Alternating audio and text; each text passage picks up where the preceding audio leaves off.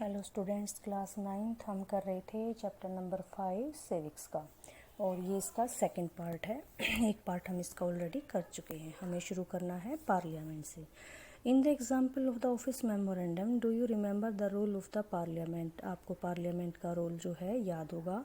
Perhaps not, शायद नहीं। Since this decision was not taken by the parliament, you might think that the parliament had no role in it, but let us go back to the story and see whether। हम थोड़ा सा पीछे चलते हैं, story के जो points वो याद करते हैं कि पार्लियामेंट का रोल जो है कहाँ कहाँ पर था। तो पहला पॉइंट जो था उसमें the report of the Mandal commission was discuss, जो मंडल कमीशन की रिपोर्ट डिस्कस की गई। The president of India mention this in, president ने अपने जैसे कि भाषण में जिक्र किया। फिर प्राइम मिनिस्टर ने दोनों जो है जो पार्लियामेंट के हाउसेज होते हैं उनके अंदर बताया। तो नेक्स्ट जो है ये शायद आपको पॉइंट्स जो है लास्ट वीडियो में हमने किए थे आपको याद आ चुके होंगे। The decision was not directly taken in the parliament, but parliamentary discussion on the report influence and shape the decision of the government.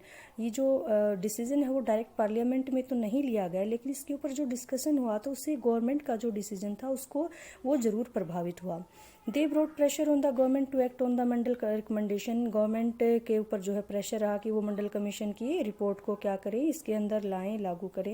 If the parliament was not in favour of this decision, अगर parliament इस decision के favour में नहीं होती तो government जो है उसको कभी भी आगे नहीं करती या पास नहीं करती।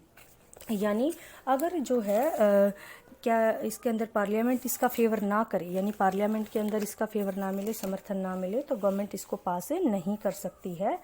Can you guess why? क्यों? Recall what you read about the parliament in the earlier class. आपने पहले पढ़ा होगा कि जो पार्लियामेंट का रोल्स होता है क्या होता है। तो सबसे पहले आइए देखते हैं कि why do we need a parliament, हमें किसी पार्लियामेंट की ज़रूरत होती ही क्यों है। In all democracies, an assembly of elected representative exercise supreme political authority on behalf of the people। जो हमारी डेमोक्रेसी हैं उनके अंदर लोगों के बिहाफ पर जो रिप्रेजेंटेटिव होते हैं वो सुप्रीम अथॉरिटी होते हैं। In India such A national assembly of elected representative is called parliament. Bharat में इसको हम संसद या पार्लियामेंट कहते हैं। At the state level this is called legislature या लेजिस्लेटिव असेंबली। स्टेट लेवल पर इसको हम लेजिस्लेचर या लेजिस्लेटिव असेंबली कहते हैं, जिसको कि हम विधान सभा कहते हैं। द नेम में वेरी इन डिफरेंट कंट्री, ये नाम अलग अलग हो सकते हैं, but such and assembly exist in every democracy. लेकिन हर एक डेमोक्रेसी में इस तरह की जो असेंबली वो जरूर एग्जिस्ट करती हैं। It exercise political authority on behalf of the people in many ways. First देखिए क्या क्या तरीके हो सकते हैं। Parliament is the final authority for making law in any country. Parliament जो फाइनल अथॉरिटी होती है किसी भी कानून को बनाने के लिए। This task of law making और legislation is so crucial that these assemblies are called legislature. ये इतना इंपॉर्टेंट काम होता है कानून बनाने का, इसलिए इनको जो है विधायिका भी कहा जाता है। Parliaments all over the world can make new law. जो पार्लियामेंट है पूरे वर्ल्ड के अंदर वो नए लॉ बना सकती है, एग्जिस्ट को चेंज कर सकती है, किसी को ख़त्म भी एबोलिश भी कर सकती है, या नए के पुराने के जगह पर नया भी लेकर के आ सकती है। सेकंड देखिए, parliament all over the world exercise some control over those who run the government. Parliament जो है पूरे वर्ल्ड के अंदर जो गवर्नमेंट को रन करते हैं उनके ऊपर भी अपना कंट्रोल रखती है। In some countries like India this control is direct and full. हमारी कंट्री जो इंडिया है उसके सरकार के ऊपर फुल और डायरेक्ट कंट्रोल होता है। Those who run the government can take decision only so long as they enjoy support of the parliament. और संसद में अगर पूर्ण समर्थन या मेजोरिटी आपको हासिल है, मिला हुआ, तो ही सरकार के फैसले आप ले सकते हो, सरकार को चला सकते हो। Third one is parliament control all the money that government है। जो गवर्नमेंट के पास पैसा होता है पार्लियामेंट उसका भी जो है पूरा कंट्रोल रखता है। In most country any the public money can be spent only when the parliament sanction it. और पब्लिक का जो सार्वजनिक पैसा आप खर्च करते हो पार्लियामेंट के सैंक्शन करने के बाद ही आप उसको जो है खर्च कर सकते हो। Next one is Parliament is the highest forum of discussion and debate on public issues and national policy in any country।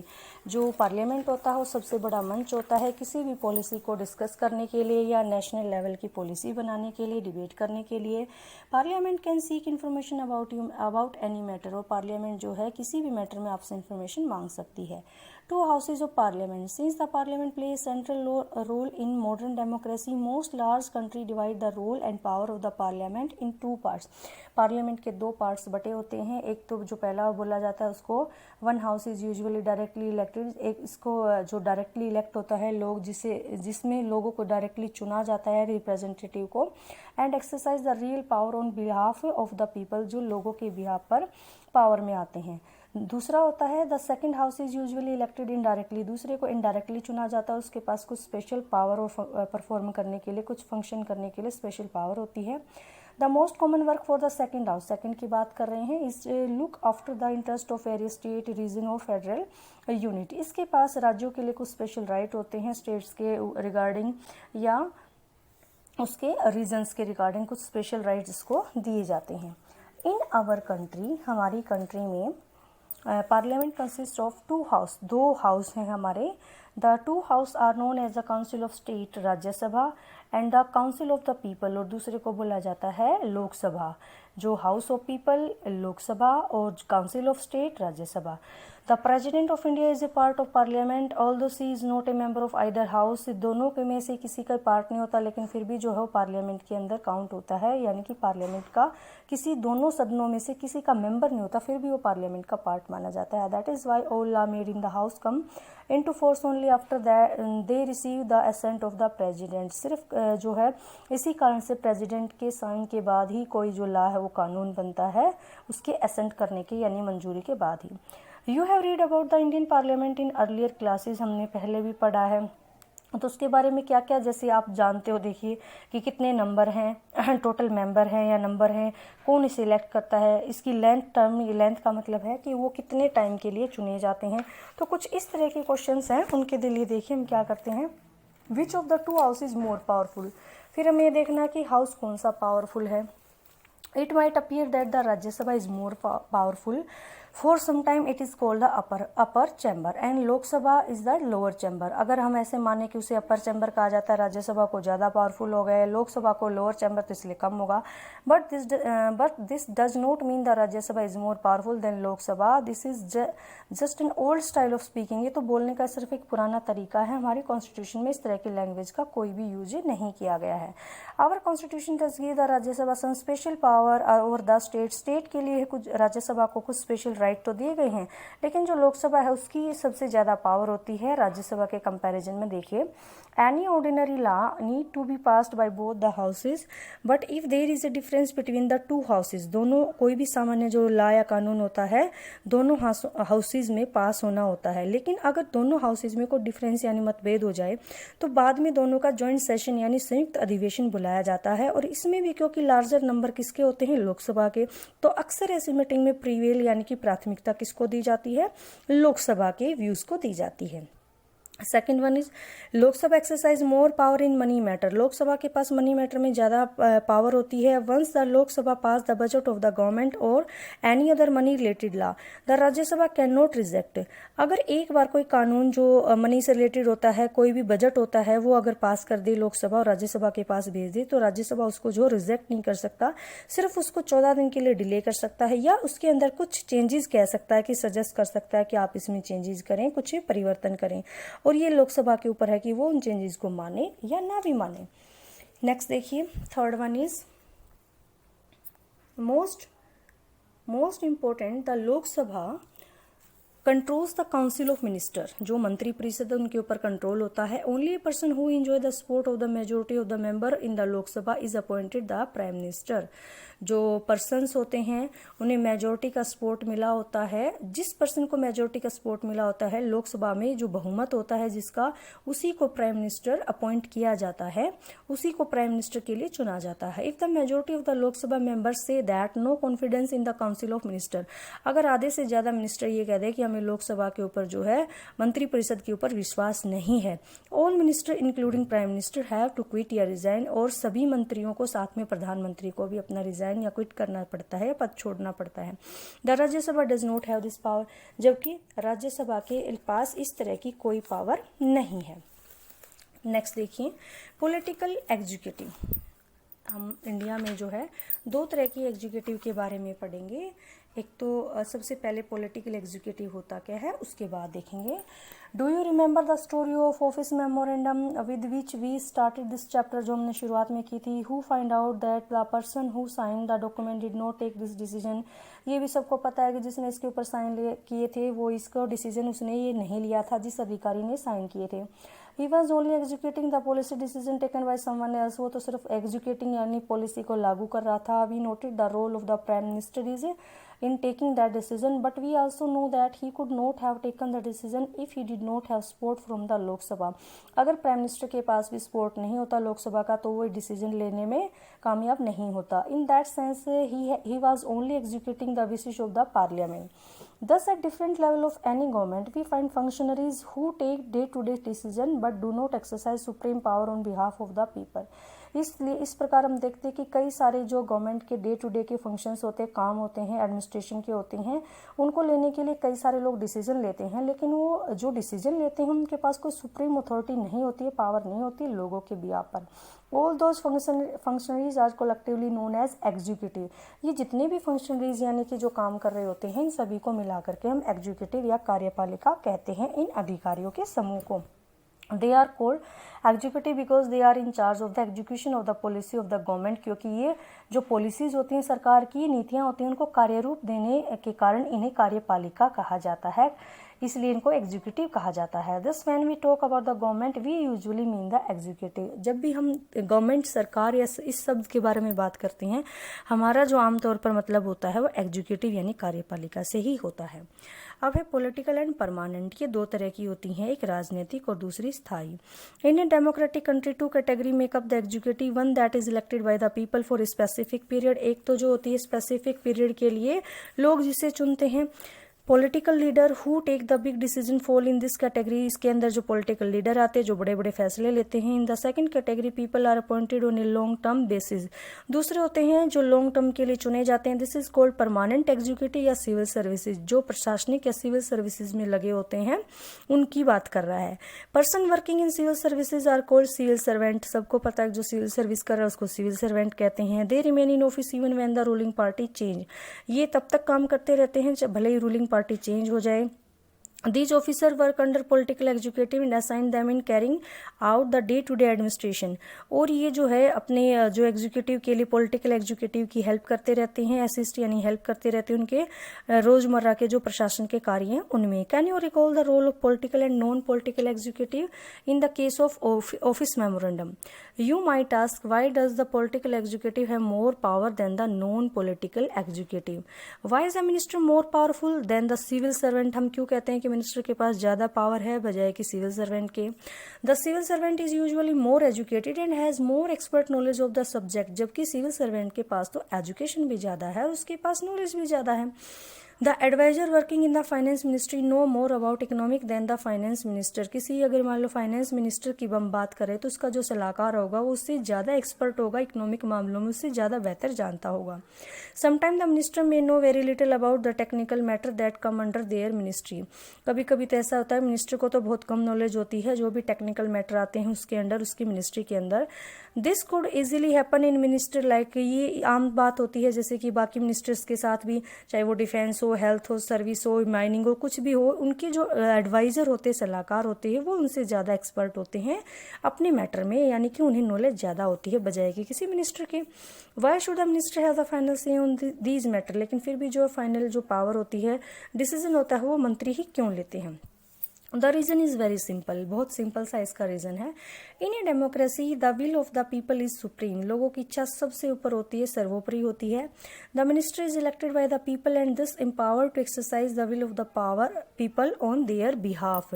जो मिनिस्टर होते हैं वो लोगों द्वारा इलेक्ट होते हैं, इसीलिए जो है उनको लोगों की तरफ से जो अधिकार होते हैं वो ज्यादा होते हैं, उनकी पावर ज्यादा होती है। She is finally answerable to the people for all the consequences of her decision, उनकी जो जो डिसीजन लेने पर जो परिणाम होते हैं उनके लिए वो आंसरेबल होते हैं, जिम्मेदार होते हैं। That is why the minister take all the decision, the minister decide the overall framework and objective in which decision on policy should be made. ये उनको मिनिस्टर को देखना होता है कि कौन सी जो पॉलिसी है उसको इम्प्लीमेंट करना है, जो उसका फ्रेमवर्क हो कैसे तैयार करना है। The minister is not and is not expected to be an expert in the matter of her ministry. The minister take the advice of expert on all technical matter. जो एक्सपर्ट होते हैं वो काफ़ी सारी उनको अलग अलग जो है सलाह भी देते हैं, अपने जो भी एक्सपर्ट से मैटर, किसी भी मामले में टेक्निकल मैटर से जब भी वो एक्सपर्ट से एडवाइस मांगते हैं, और जो है एक्सपर्ट उनको अलग अलग ओपिनियन यानी कि एक ही समस्या के कई सारे उनको समाधान दे देते हैं, अलग अलग ऑप्शन भी दे देते हैं। ये डिपेंड करता है depending on what the overall object, की ऑब्जेक्ट क्या है जो जिससे कि वो डिसाइड कर पाए, मिनिस्टर जो है डिसाइड कर पाता है कि उसको किस ऑब्जेक्ट के लिए किस सलाह के ऊपर काम करना है ताकि वो इम्प्लीमेंट कर सकें। Actually this happen in any large organisation, ये जो है बड़ी ऑर्गेनाइजेशन में होता है। Those who understand the overall picture take the most important decision. जिनके सामने एक जो इस तरह की ओवरऑल व्यूज होते हैं, पिक्चर्स होती हैं, वो एक्सपर्ट्स के सामने नहीं होते हैं, उन्हीं को मिनिस्टर को ही इस मामले में डिसीजन लेने होते हैं। The expert can tell the route. जो एक्सपर्ट होते हैं वो रूट यानी कि रास्ता तो बता देते हैं कि ये रास्ता है, लेकिन but someone with a large view decide the destination. लेकिन व्यापक तौर पर व्यक्ति ही मंजिल के बारे में बता सकता है, यानी कि जो एक्सपर्ट होंगे वो रूट बता देंगे कि ये रूट है। उसके बाद लार्जर व्यू डिसाइड, यानी कि ये मिनिस्टर का ही जो व्यापक व्यू या लार्जर व्यू देखने का नज़रिया है वो ये देखता है कि उसकी डेस्टिनेशन यानी मंजिल कैसी कहाँ तक लेकर जाएगी, डिसाइड उसे करना अपनी मंजिल तक पहुँचने के लिए कि उसे कौन सा रूट चाहिए या रास्ता चाहिए। In a democracy elected minister perform this role, और डेमोक्रेसी के अंदर जो इलेक्टेड मिनिस्टर होते हैं वो इस रोल को प्ले करते हैं। नेक्स्ट है prime minister and council of minister. Prime minister and council of minister. Prime Minister is the most important political institution in the country, yet there is no direct election to the post of the Prime Minister. Prime Minister के लिए आप सबको पता है कि direct election नहीं होता। The President appoint the Prime Minister, appoint करता है, but the President cannot appoint anyone she like, लेकिन वो किसी को भी पसंद करने वाले को Prime Minister नहीं बना देगा। The President appoint the leader of the majority party or the coalition of parties that command a majority in the लोक सभा। वो लोकसभा में बहुमत दल के नेता को या जो कोलिएशन बना करके आए हैं उसके लीडर को प्राइम मिनिस्टर बनाएगा। In case no single party और alliance get a majority, the president appoint the person most likely to secure a majority support.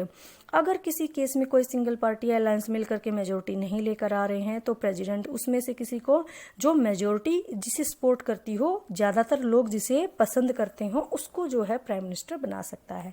The prime minister does not have a fix tenure, tenure का मतलब होता है time period, उसका कोई भी time period fix नहीं है। He continues in power so long as he remain the leader of the majority party or coalition, जब तक कि उसके पास बहुमत होता है वो जो है कंटिन्यूस यानी कि बना रह सकता है। After the appointment of the Prime Minister, the President appoint other minister on the advice of the Prime Minister. Prime Minister की सलाह पर, एक बार Prime Minister नियुक्त होने पर उसी की सलाह पर President जो है other minister को नियुक्त करता है, अपॉइंट करता है। The minister are usually from the party or the coalition that has the majority in the लोक सभा, और जिस मेजोरिटी से Prime Minister बना है उसी पार्टी में से other minister चुने जाते हैं। The Prime Minister is free to choose minister. Prime Minister free होता है अपने मिनिस्टर को चूज करने के लिए as long as they are member of parliament, बशर्ते कि वो पार्लियामेंट का मेंबर हो। Sometime a person who is not a member of parliament can also become a minister. कभी कभी अगर पार्लियामेंट का मेंबर ना हो तब भी उसे मिनिस्टर बना लिया जाता है, लेकिन उसे 6 महीने के अंदर अंदर दोनों हाउसेज में से किसी की मेंबरशिप यानी कि सदस्यता लेनी होती है।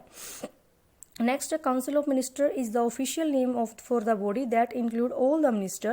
It usually 60 to 80 minister, जो Council of Ministers होते हैं उसके अंदर 60 से 80 कम से कम जो है मंत्री होते हैं, मिनिस्टर होते हैं। इसमें 3 जो रैंक दी गई हैं उनके बारे में हमें बताना है कि सबसे पहला cabinet. Cabinet minister are usually top level leader of the ruling party, जो रूलिंग पार्टी के टॉप लेवल के लीडर होते हैं उसे कहा गया है cabinet minister. Parties who are in charge of the major ministry, जो मेजर मिनिस्ट्री के इंचार्ज होते हैं। Usually the cabinet minister made to take decision in the name of the council of minister. अक्सर यही जो है काउंसिल ऑफ मिनिस्टर के लिए, काउंसिल ऑफ मिनिस्टर के बिहाफ पर के या किसके नाम पर कैबिनेट के सारे फैसले लेते हैं। कैबिनेट इज दस the inner ring, inner ring यानी कि शीर्ष समूह है ये कैबिनेट का। ये कंप्राइज 20 यानी कि कम से कम 20 मेंबर जो है या मिनिस्टर इसके अंदर शामिल होते हैं। Second one is minister of state with independent charge. जो इंडिपेंडेंट चार्ज वाले होते हैं, स्वतंत्र प्रभार वाले मंत्री होते हैं, usually in charge of smaller ministry, छोटे छोटे मंत्रालयों के मिनिस्ट्री होते हैं, मिनिस्टर होते हैं। दे participate in cabinet meeting only when specially invited. ये तभी जो कैबिनेट की मीटिंग में जाते हैं अगर उनको इन्विटेशन आया हो, आमंत्रण आया हो। Minister of state are attach to and required to assist cabinet minister. अब है स्टेट यानी राज्य मंत्री, ये अपने विभाग के जो डिपार्टमेंट के मंत्री हैं उनसे अटैच रहते हैं और उनकी हेल्प करते हैं। Since it is not practical for all minister to meet regularly and discuss everything, ऐसा पॉसिबल नहीं है कि सभी रेगुलरली मिलते हो और डिस्कस करते हों। The decision are taken in cabinet meeting. Decision अक्सर जो है कैबिनेट मीटिंग में ले लिए जाते हैं। That is why parliamentary democracy is most countries often known as the cabinet form of government. इसीलिए जो पार्लियामेंट्री डेमोक्रेसी उसको कंट्रीज में हम अक्सर कैबिनेट फॉर्म ऑफ गवर्नमेंट के रूप में भी जाना जाता है कि कैबिनेट जो है ये गवर्नमेंट का एक रूप है। The cabinet work as a team की तरह काम करती है। The minister may have different view and opinion. Minister के अलग अलग व्यू ओपिनियन हो सकते हैं, but everyone has to own up to every decision of the cabinet. लेकिन सभी को जो है कैबिनेट के फैसले की जिम्मेदारी लेनी पड़ती है, यानी जो कैबिनेट कहेगा उसको उन सभी को मानना पड़ता है। No minister can openly criticize any decision of the government even if it is about another ministry or the department. अगर उसको वो फैसले पसंद नहीं आते किसी मिनिस्टर को तो कोई भी उसकी क्रिटिसाइज यानी आलोचना नहीं करेगा, भले ही वो चाहे उसका मंत्रालय ना हो दूसरे का हो। Every minister has secretariat who are civil servant. सभी के जो सेक्रेटरी यानी सचिव होते हैं जो सिविल सर्वेंट होते हैं। The secretariat provide the necessary background information to the minister to take decision. यही होते हैं जो उनको सारी तरह की इन्फॉर्मेशन ला के देते हैं ताकि वो डिसीजन ले सकें। The cabinet as a team is assisted by the cabinet secretariat. जो कैबिनेट की टीम है वो हेल्प करती है कैबिनेट सेक्रेटरीट, यानी कि इनका भी एक मंत्रालय होता है कैबिनेट सेक्रेटरीट का, सचिव मंत्रालय जिसको कहते हैं, कैबिनेट सचिवालय जिसको कहते हैं। This include many senior civil servant. इसके अंदर काफ़ी सारे जो सिविल सर्वेंट होते हैं, नौकरशाह शामिल होते हैं, और who try to coordinate the working of different ministers और मिनिस्ट्रीज। और ये विभिन्न मंत्रालयों के अंदर काफ़ी जो कोऑर्डिनेशन का काम है, काम के अंदर समन्वय जिसको कहते हैं, उसकी कोशिश लगातार करते रहते हैं। तो ये हमारा चैप्टर यहीं पर ख़त्म होता है। नेक्स्ट वीडियो में हम करेंगे power of the prime minister, यहाँ से स्टार्ट करेंगे। टिल देन ओके बेटा।